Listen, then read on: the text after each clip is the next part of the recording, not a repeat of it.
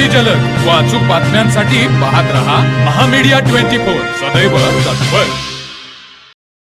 आंतरराष्ट्रीय तणावाचे कारण देत पेट्रोल आणि डिझेलची भरमसाठ दरवाढ करून सर्वसामान्यांच्या आर्थिक लुटीच्या निषेधार्थ काँग्रेसच्या पक्षाच्या वतीने विविध पेट्रोल पंपावर आंदोलन करण्यात आले। पेठवडगाव येथे पंपावर ग्राहकांना पेट्रोलच्या किमती मागचे गणित मांडणारे पत्रक वाटत आर्थिक पातळीवर पूर्णपणे अपयशी ठरलेल्या मोदी सरकार व महागाई विरोधात जोरदार घोषणाबाजी करण्यात आली। आंदोलनादरम्यान बोलताना माजी आमदार राजूबाबा आवळे यांनी केंद्र सरकारवर घणाघाती टीका केली। आंतरराष्ट्रीय तणावाचे खोटे कारण पुढे करून मोदी सरकार पेट्रोल डिझेलची दर वाढवत असल्याचा आरोप त्यांनी केला। आंतरराष्ट्रीय बाजारात कच्चे तेल स्वस्त असतानाही देशवासियांकडून चढ्या दराने वसुली केली, मग त्यावेळी कंपन्यांना झालेला फायदा कोठे गेला?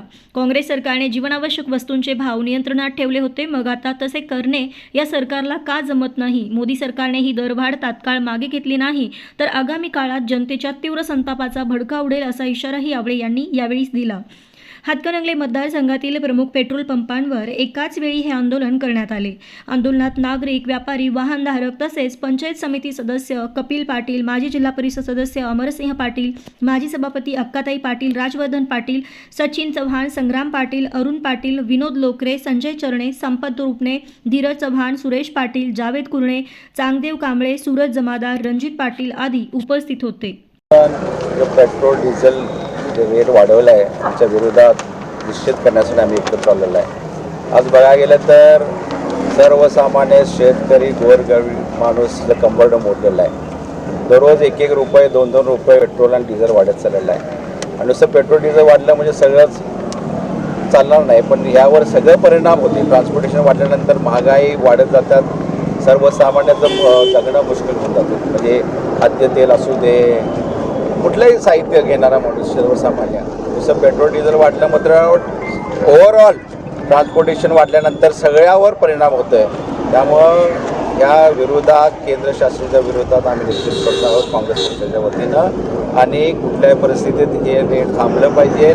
सर्वसामान्य माणूस आता जगणं अवघड होत चाललेलं आहे। 1-1 रुपये पूर्वी 50 पैसे वाढलं तर रस्त्यावर उतरत होतं भाजप सरकार, आता 1-1 रुपये 2-2 रुपये वाढत चाललेलं आहे आणि लोकांना समजायला आले जगायचं कसं।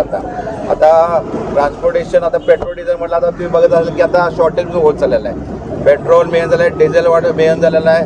भविष्यामध्ये असं चाललं तर नक्कीच या महाराष्ट्रामध्ये, या देशामध्ये लॉकडाऊनची परिस्थिती निर्माण होणार आहे। त्यामुळं या सरकारला जागृत करण्यासाठी आम्ही सगळ्यांना रस्त्यावर उतरलेला आहे। सरकारनं सहानुभूतीपूर्वक विचार केला पाहिजे आणि सर्वसामान्याला जगण्याचा अधिकार मिळाला पाहिजे, या दृष्टिकोन आम्ही इथं निश्चित करत आहोत। या केंद्र सरकारचं करायचं काय? मोदी सरकारचं करायचं काय? लोकांना अटी घालून परदेशात जाणाऱ्या या मोदी सरकारचं करायचं काय?